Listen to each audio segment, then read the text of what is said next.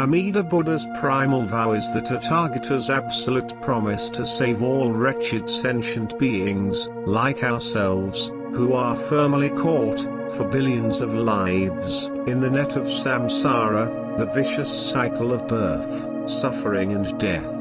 All of us have struggled in vain, from the moment we are born, constantly seeking to find happiness and to avoid suffering. Yet, being spiritually blind and ignorant, our continuous search for lasting happiness in this fleeting life would definitely be futile. Thus, carelessly we live and squander away this extremely rare human birth. However, those who come to realize and truthfully admit their utter inability to free themselves by their own self-power efforts and practices, are assured of ultimate happiness, the moment when they single-heartedly entrust themselves, taking refuge in Amida Buddha and the power of the Primal Vow. If, when I attain Buddhahood, sentient beings of the 10 quarters, with sincere mind, joyfully entrusting themselves, aspiring to be born in my land, and saying my name perhaps even 10 times, should not be born there, may I not attain the supreme enlightenment. Excluded are those who commit the 5 grave offenses, and those who slander the right Dharma. Amida Buddha in his practicing stage, countless billions of years ago, as Bodhisattva Dharmakara, under the guidance of Buddha Lokasvara, boldly made 48 inconceivable vows, out of great compassion for all suffering sentient beings. These vows are made fully in accord with the varying karmic circumstances, capacities and natures of beings. The main purpose is to ultimately free everyone, without exception, from the relentless and painful cycle of samsara. All these vows have already been wonderfully fulfilled when the Bodhisattva, after countless trillions of years of extremely hard practices in meditation, generosity and strict moral disciplines, attained perfect enlightenment 10 kalpas ago as Amida Buddha. His pure land of peace and bliss had been splendidly established specifically to receive all beings who really aspire to be born there and be permanently freed from the dreadful torture of samsara. In every one of the vows, Amida Buddha had declared that each vow would be accomplished accordingly as he had promised, otherwise, he is not fit to be a Buddha. Through Amida Buddha's innumerable manifestations in this world, the Tathagata, without a moment respite, tirelessly saved countless beings in the past and continues right now to lead those in the present who are karmically ripe, to be born in his land of serene sustenance. Being always amongst the multitudes, the Tathagata, using various skillful methods, sets up the appropriate karmic connections with sentient beings to enable them to be saved in the future. Listening deeply to the wonderful Buddha Dharma taught by Shakyamuni Buddha, gives us a broad understanding of our truly pathetic lives in samsara, and thus, develops our aspiration to escape from this painful existence. Because of his great compassion for all suffering beings, the Buddha have taught 84,000 skillful methods and more, each appropriate to the varying capacities and natures of beings, so that everyone would have a chance to escape from samsara. Listening deeply to the teachings of Shakyamuni Buddha, Venerable Master Shinran, after 20 years of arduous practice on the path of sages, realized that he was absolutely incapable in attaining enlightenment through the difficult, self-powered, meditative and non-meditative practices prescribed. This deep and honest understanding about himself and his poor spiritual capacity, lead him to choose the true Pure Land way that relies solely on the saving power of Amida Buddha's primal vow. Receiving the gift of Shinjin, the entrusting faith from Amida Buddha, he was embraced and not forsaken by the light of great compassion and without any doubt, that he would become a Buddha at the end of his physical life.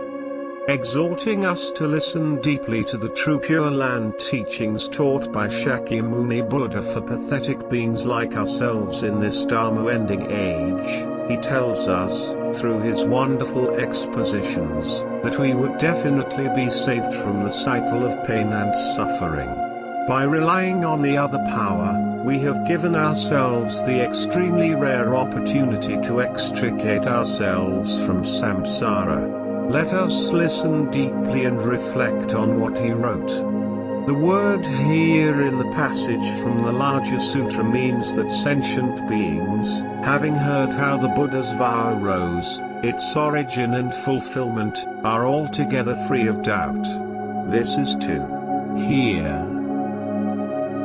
The primal vow, that is the 18th vow, has caused countless mundane foolish persons, both good or evil, stupid or intelligent, male or female from different social status and environments, to be born directly into the pure land of peace and bliss, and come to the end of all suffering, the beginning of Buddhahood. We should know that Amida Buddha had already accomplished our pure land births through the power of the primal vow. By fulfilling for each of us our aspirations and their attendant practices, all ignorant sentient beings will realize this fact sooner or later when they are karmically ready to receive Amida Buddha's precious gift of salvation. The primal vow is also Amida Buddha's simple and clear instruction on how we can confidently get to his pure land at the end of this life. Single-heartedly and joyfully entrust yourself to Amida Buddha. Aspire to be born in his pure land, saying the Buddha's name. Thus, by sincerely and joyfully entrusting ourselves, single-heartedly taking refuge only in Amida Buddha and the primal vow, aspiring for birth in the pure land, we have fully accepted his absolute confidence, his inconceivable faith mind, Shinjin, that continuously seeks to save all suffering beings. Spontaneously, with the one thought moment of entrusting faith, Shinjin, we would say the Buddha's name, Namo Amida Butsu, deeply grateful to the Buddha for having saved us, here and now, during this present life. Completing the cause of our pure land birth by fully relying on the other power, Buddha-centered power, we are instantly grasped and never forsaken by the light of great compassion. The darkness of our stubborn ignorance is now broken through, and the hindrance of doubt in our minds and hearts, that had plagued us for billions of births, naturally disappears, just like darkness dissipating by itself in the presence of light. In the Gatter of True Faith, Master Shinran passionately expresses in beautiful poetry, his direct and grateful experience on the primal vow. The embracing light of compassion illumines and protects us always. Having already broken through the darkness of our ignorance, still the clouds and mists of greed, desire, anger and hatred constantly obscure the sky of true and real Shinjin. But just like the light of the sun being blocked by clouds and mists, beneath those clouds and mists, there is brightness, not darkness. So on receiving Shinjin we experience gratitude and great joy, and instantly transcend crosswise the 5 evil courses. Regarding fulfillment of the primal vow, Master Shinran wrote, the passage declaring the fulfillment of the primal vow in the larger sutra states, all sentient beings, as they hear the name, realize even one thought moment of Shinjin and joy, which is directed to them from Amida's sincere mind, and aspiring to be born in that land, they then attain birth and dwell in the stage of non-retrogression. Excluded are those who commit the 5 grave offenses and those who slander the right Dharma. The name embodying the primal vow is the act of true settlement. This vow of joyful entrusting with a sincere mind is the cause of birth.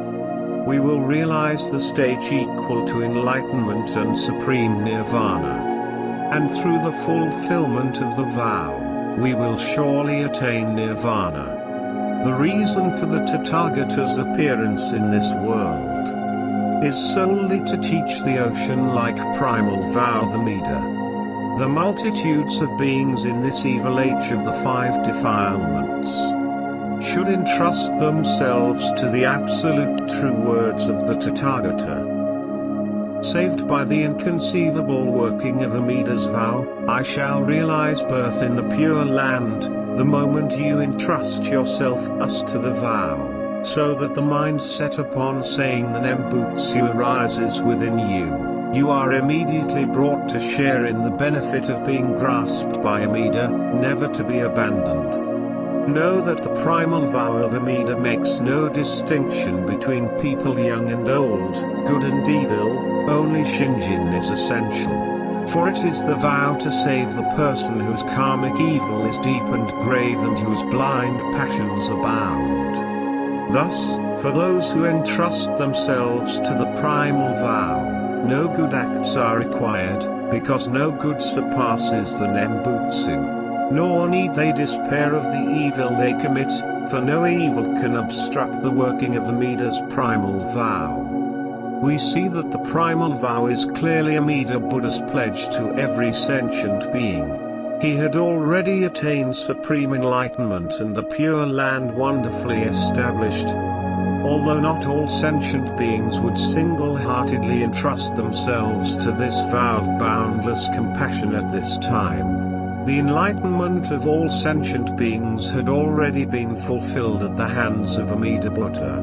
Therefore, the primal vow is constantly in an active mode, instantly fulfilled the moment sentient beings single-heartedly entrust themselves and fully accept Amida's Shinjin. Saying the Buddha's name, Namo Amida Butsu, embodied in the primal vow, is the great practice and an active other power cause of our birth in the Pure Land and attainment of nirvana. It is not our good nor is it our self-powered practice. It is simply our act of true settlement, knowing that we will become Buddhas at the end of this fleeting life. Saying the Buddha's name is fully supported by all Buddhas, as it is easy to hold and easy to remember, affording all human beings a simple way to find true meaning in their lives, and to free themselves from the torture of samsara. The vow that all the Buddhas say the name, is stated in the larger sutra.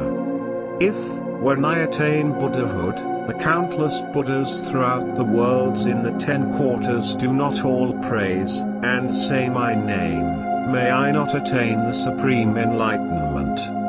Thus, in this spiritually defiled Dharma-ending age, when all human beings are karmically overwhelmed by the evil passions of greed, hatred, ignorance, jealousy and arrogance, everything we perceive is fleeting, ultimately false. Only saying the Buddha's name, Nembutsu, remembering the Buddha, which is fully supported by all the other countless Buddhas in the infinite worlds, is true and real. If we seriously desire to be completely free from all pain and suffering at the end of this precious human life, which has given us the right opportunity of encountering the Buddha Dharma, we should completely put aside all meditative and non-meditative practices. We should know that these practices on the path of sages are simply beyond our natures and meager spiritual capacities. Therefore, struggling to practice them for the purpose of getting out of samsara will definitely be in vain. If we honestly admit that we just do not possess the ability to free ourselves by self-power from the relentless, fearful nightmare of samsara, we will realize that we do not have any other choice but to single-heartedly entrust our karmic destiny entirely to Amida Buddha and the primal vow. Thus, fully relying on other power, the natural working of Amida Buddha's primal vow, We know that our birth in the land of peace and happiness is absolutely assured, while we are still living out this unsatisfactory existence. Our endless wandering in the painful realms of samsara has finally come to an end, at the end of this life in mortal flesh. Let us listen deeply, knowing without any doubt, that Amida Buddha has dedicated all his merits and virtues, for our going forth to the pure land of ultimate happiness. We have now clearly and surely heard the call of boundless compassion. The Buddha's infinite merits and virtues are bestowed equally on all beings. May all accept Amida's gift of Shinjin and obtain birth in his land of peace and bliss. Namo Amida Butsu. Namo Amida Butsu. Namo Amida Butsu.